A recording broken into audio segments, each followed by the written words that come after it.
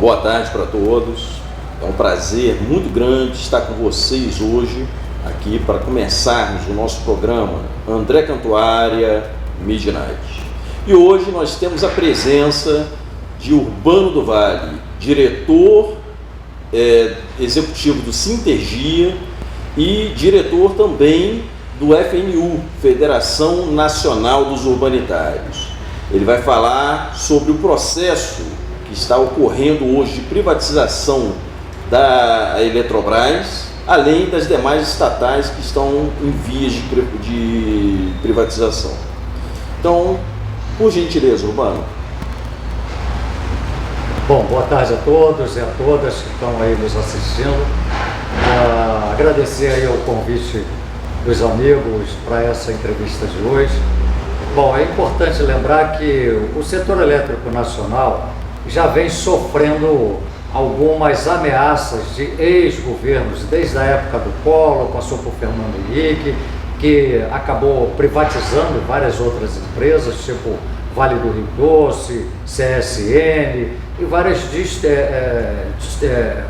distribuidoras de energia aqui no Rio, por exemplo, a Light.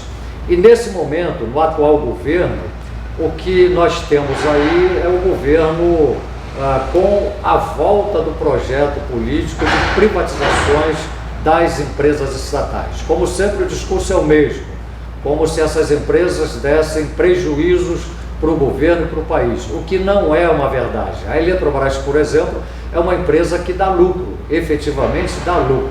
No entanto, o atual governo, a partir do seu ministro da Fazenda, o Paulo Guedes, vem trabalhando para atender única e exclusivamente os interesses do mercado financeiro. Isso é fato, isso é uma constatação. E nesse sentido, nós já estamos trabalhando há muito tempo com a mobilização da categoria, mobilizando, obviamente, a sociedade e buscando a interação com os parlamentares, seja ele na Câmara Federal, seja ele no Senado. Infelizmente, ao longo desse período, o governo consegue consolidar o seu objetivo mediante a formação do Centrão. Diga-se passagem, o Centrão ao qual o atual governo cansou de discursar dizendo que ele não compartilharia da chamada velha política. E eu não sei por quê, porque é de lá que ele advém, da velha política, como ele diz que não faria qualquer relação com a velha política. Bom, mediante a isso, voltou a formar o Centrão, tanto na Câmara como no Senado. E ainda aprovou o chamado orçamento paralelo, único e exclusivamente para atender os interesses dos deputados federais e dos senadores que compõem o tal Centrão atual. E não é por acaso que, ao chegar esse projeto de privatização da Eletrobras na Câmara, ele foi muito rapidamente pautado pelo atual presidente da Câmara e que, na verdade, numa composição com esse Centrão, obviamente a Câmara aprovou imediatamente, né, com larga margem de votação, a aprovação da privatização. Posteriormente foi encaminhada para o Senado. O Senado, obviamente, avaliou todas as questões e o setor elétrico, a partir do Coletivo Nacional dos Eletricitários, que é constituído pelos diversos sindicatos em nível nacional, ao qual nós compomos, fizemos várias articulações políticas junto aos senadores e suas assessorias. Obviamente fizemos várias ações jurídicas também, questionando juridicamente o processo de privatização. No entanto, aliás, uma semana antes, nós promovemos uma greve em nível nacional do setor elétrico, como forma de pressionar. Fizemos vários atos, pressionando os senadores e conseguimos reverter vários votos dos senadores que estavam preliminarmente convencidos a votar pelo sim, pela privatização. Haja vista que o conjunto de senadores no Senado, ele é composto de 81 senadores. Votaram contra a proposta 47 senadores e votaram sim, 37 senadores votaram não, 42 votaram sim. a diferença de voto foram apenas de 5 votos, ou seja, nós quase chegamos lá, Não chegamos porque, lamentavelmente, o centrão existente no Senado, infelizmente, acabou se consolidando com a margem de votos maior. Mas isso tudo significa, sabe o que, pessoal? Significa que grande parte da Câmara e do Senado não tem compromisso com o povo brasileiro, tem compromisso com os interesses pessoais, com o compromisso deles e compromisso com o mercado financeiro, né? Movido pelo senhor Paulo Guedes, que está aí a serviço do sistema financeiro. Vou dizer mais, uma vez privatizado o setor elétrico, eu diria o seguinte: o setor privado, quando bota dinheiro no negócio, bota dinheiro para ganhar muito dinheiro. O primeiro a pagar o preço disso são os trabalhadores, que vão ser demitidos sumariamente. Infelizmente é assim que funciona. Muitos pais e mães de família vão ficar na rua da amargura. E é importante lembrar, hoje o índice de desemprego nesse país já ultrapassa os 14 milhões de desempregados. O país voltou a ter uma parte da população vivendo abaixo da linha da pobreza. Sabe o que isso significa? Voltaram a viver na miserabilidade, o que é um fato triste para esse país, que hoje, eu diria, marca um retrocesso histórico depois do país ter avançado significativamente, e o atual governo, lamentavelmente, está promovendo um retrocesso gigantesco. Sem contar, e aí eu quero fazer aqui um parênteses, para falar sobre a pandemia, porque o maior responsável pelos mais de 500 mil mortes ocorridas nesse país, o grande responsável é o governo federal, que não teve a política correta, acertada para a saúde pública, para promover a compra imediata das vacinas que eram necessárias, e por isso nós ainda continuamos perdendo muitas vidas país afora, o que é lamentável. Voltando aqui à questão específica do setor elétrico, no que diz respeito à privatização da Eletrobras. Eu falei que o primeiro a ser prejudicado será o quadro funcional em nível nacional. No Rio de Janeiro, Furnas, Escritório Central Eletrobras, o Centro de Pesquisa, o CEPEL.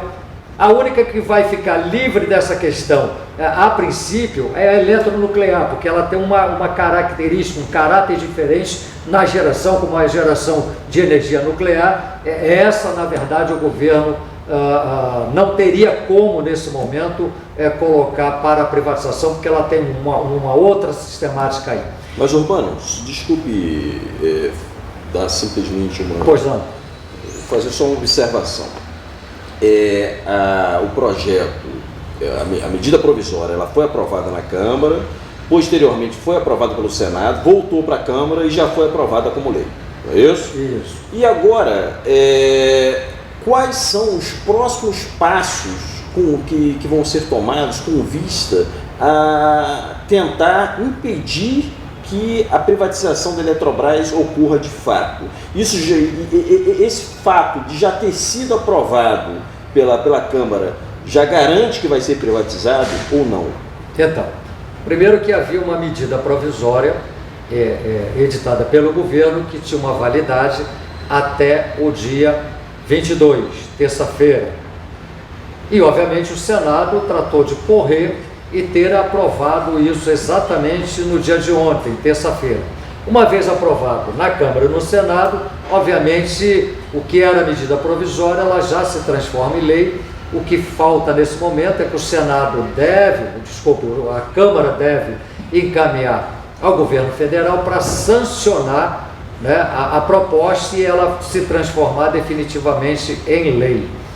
A grande questão é o seguinte: no texto que propõe a privatização, tem vários itens ali, né, que denomina-se jabudis, porque não tem nada a ver com aquilo que seria o fator principal para a privatização, e esses itens ele tem um caráter de inconstitucionalidade, e por isso vários partidos de oposição, assim como a nossa assessoria jurídica, né, ligado à Federação Nacional dos Urbanitários, ao Coletivo Nacional dos Eletricitários, vai impetrar processos, né, questionando exatamente a inconstitucionalidade do texto que foi aprovado na Câmara e no Senado para o processo de privatização. Portanto, é bom lembrar que a luta não acabou.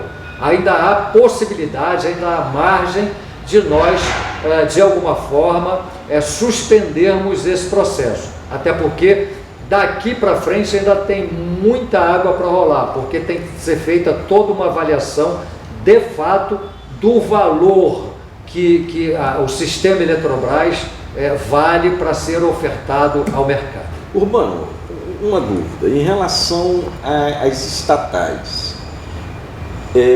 Antes de mais nada, qual a importância das estatais para a sociedade brasileira? E além disso, caso ocorra realmente a privatização da Eletrobras, o que acha que ocorreria posteriormente com essas estatais? Então, como eu já disse anteriormente, as empresas estatais foram criadas ao longo de décadas com verba pública, com nosso dinheiro. Então, todas essas estatais já estão com sua estrutura toda pronta. O setor privado não vai precisar colocar nenhum centavo. Vai colocar nenhum centavo. Na verdade, quem vai pagar essa conta são os consumidores, porque a tarifa de energia vai aumentar significativamente. É a prova concreta de que aquele Congresso que votou favorável não tem nenhum compromisso nem preocupação com o povo brasileiro, porque eles sabem que a conta virá, e quem vai pagar essa conta, como sempre, somos nós, a população brasileira. E é importante lembrar, pessoal, esse patrimônio público não tem preço. É importante lembrar que essas empresas estatais, ela cumprem também um serviço de caráter social. Por isso que as empresas de energia, de modo geral, ela tem a chamada energia social, que é uma tarifa diferenciada. Aí eu pergunto, o setor privado vai bancar a energia social? Claro que não. Quem vai ter que continuar bancando é o governo. Então, portanto, nós vamos continuar pagando e vamos pagar mais caro por aquilo que já era nosso. É propriedade do povo brasileiro, que passaram. Vou citar mais uma vez aqui: Collor, Fernando Henrique. O Temer tentou também a privatização, não conseguiu, e agora o atual governo do Bolsonaro está entregando a preço de banana um patrimônio público de alto valor. O governo atual fala em 60 bilhões, não é nem um terço do valor real que o sistema Eletrobras vale. Então, por isso que eu estou dizendo que ainda tem uma estrada longa a ser percorrida e nós temos condições efetivas de ainda barrar o processo privatista do setor elétrico federal. As demais empresas estatais, elas correm também esse risco hoje, a seu ver?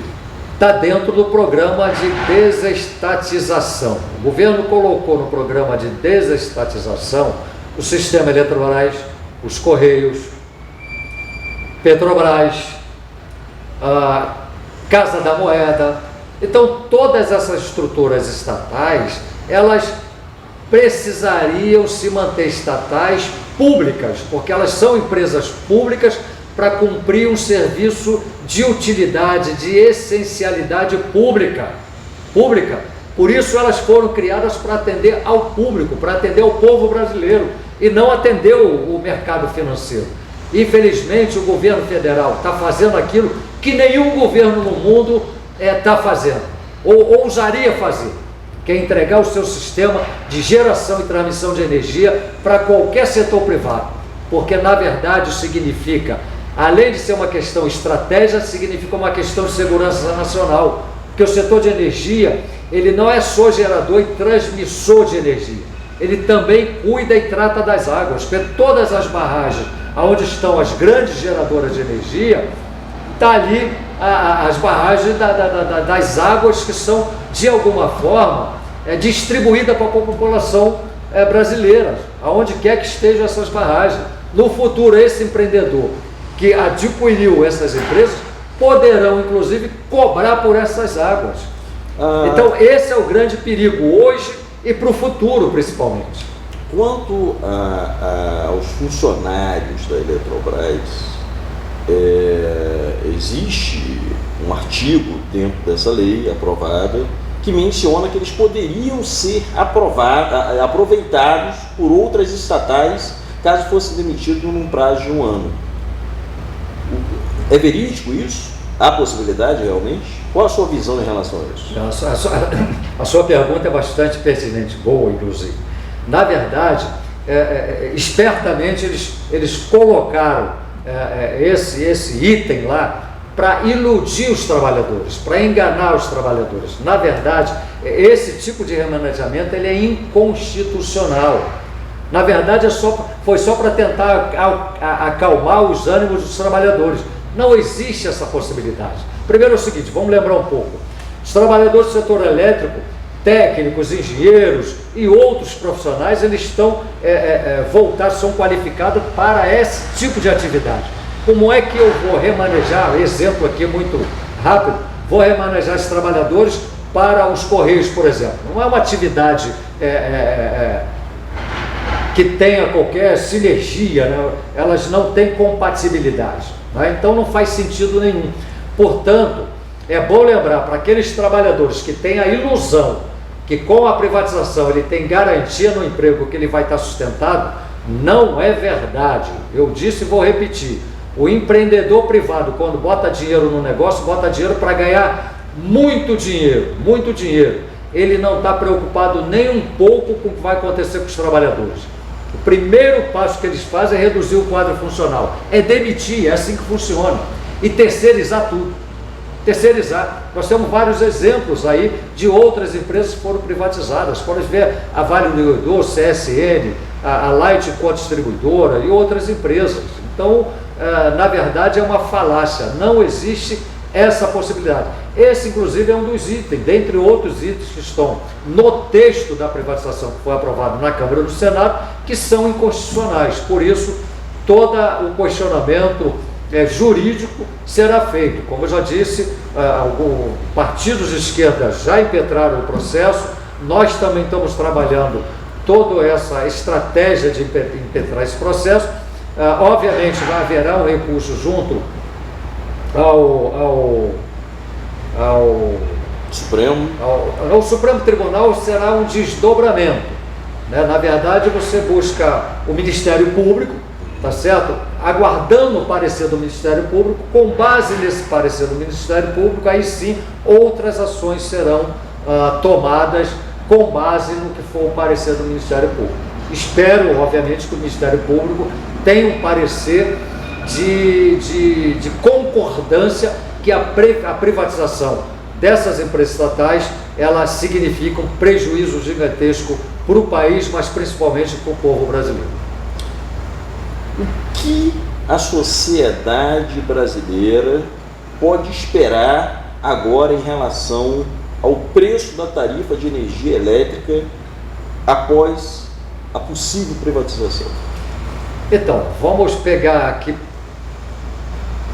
o que nós temos hoje. Bom, todo mundo sabe que hoje as barragens, né, onde estão as geradoras, estão com seu nível de água bem baixo.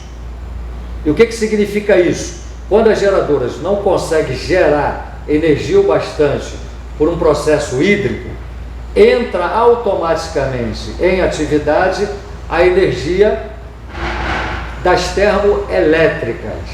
As termoelétricas são termoelétricas que geram energia através do gás. E essa energia é bem mais cara. E é por isso que o governo já anunciou, vocês provavelmente devem ter ouvido aí através dos noticiários, da imprensa escrita, televisada, de que a tarifa de energia já aumentou.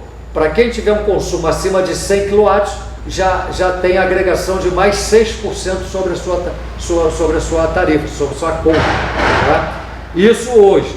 Mas amanhã, em relação à privatização, pode colocar mais percentual sobre essa tarifa, porque, como eu já disse, o setor privado bota dinheiro para ganhar muito dinheiro. E a tarifa de energia tende a crescer significativamente. Quem vai pagar essa conta serão o povo brasileiro, todos os consumidores vão ter que pagar essa conta. Lamentavelmente, essa é a realidade dos fatos.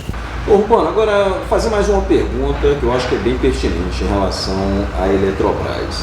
Ela controla parte da energia hidráulica nacional, das usinas hidráulicas, né, de energia elétrica. E essas usinas, elas controlam parte dos reservatórios desses rios. Então há um controle também da parte hídrica, não é isso? Sim. Isso afeta, a privatização afetaria esse aspecto desse controle hídrico que é realizado pela Eletrobras por suas empresas? Então, pergunta também é boa para o pessoal poder entender. É claro que o controle dessas águas passa por todo o sistema de geração de energia. Por isso que a nossa base de geração de energia, a principal dela é hídrica, né? Através das águas do rio. Por isso que a nossa campanha dizia sempre o seguinte: água e energia não são mercadorias. Primeiro porque esse tipo de serviço prestado pelo governo para a população brasileira é, na verdade, um serviço essencial e público. Então, quando você pega isso e transfere para o setor privado, existem riscos concretos, riscos sérios de que no futuro o controle dessas águas também possam ser absolvida pelos controladores na geração e transmissão de energia elétrica. Amanhã ou depois eles podem vir a cobrar por essa água, né, que desce rio abaixo depois da própria usina de geração. Mas isso não está relacionado à soberania nacional? Toda ela, tanto a geração, transmissão e o controle das águas. O problema todo é que falta responsabilidade e compromisso do governo federal com os interesses da nação e com os interesses da população brasileira. Então isso é extremamente grave, eu diria que é gravíssimo, né? De todo modo, como eu já disse aqui, a luta não acabou, ainda há possibilidade de revertermos essa questão, mas eu diria que o objetivo, a intenção, a determinação do governo é feroz no ponto de vista de atender os interesses do mercado financeiro através do próprio ministro Paulo Guedes. Urbano, eu vou te dar 2 minutinhos antes da gente encerrar para você deixar um recado. 1 minuto para poder deixar um recado para a sociedade brasileira. Olha, o meu recado, particularmente para todos e todas, é que nós possamos ficar mais atentos, prestar atenção na imprensa séria, na imprensa verdadeira, cuidado com os fake news, que na maioria das vezes cria confusões, cria ilusões, né? Eu diria o seguinte: 2022 é um ano da maior importância para esse país, da maior importância para a população brasileira. Valorize o seu voto, preste atenção, porque eu diria o seguinte: uma vez posto o voto nas urnas, não tem volta, só 4 anos depois.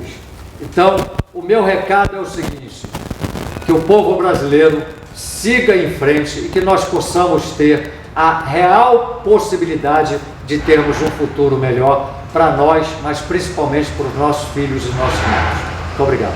Olha, Urbano, gostaria mais uma vez de agradecer sua participação aqui no nosso programa, aqui no auditório do CNTG. E gostaria também de agradecer a todos os telespectadores por estarem assistindo a esse nosso programa de estreia, com a promessa de novas entrevistas para as próximas edições.